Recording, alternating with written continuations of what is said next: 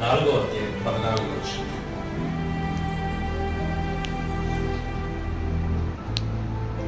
దానియేలు, నేను అప్పుడే అన్నాను, కష్టాలు మన జీవితంలో వస్తున్నాయి, నేను లేదనడం లేదు. రోగం, సమస్య, ఇబ్బంది, అవమానాలు, అప్పులు ఉన్నాయి, లేదనడం లేదు. కానీ దేవుని దయ, దేవుని కృప ఎప్పటికీ మన నుండి తొలగిపోదు.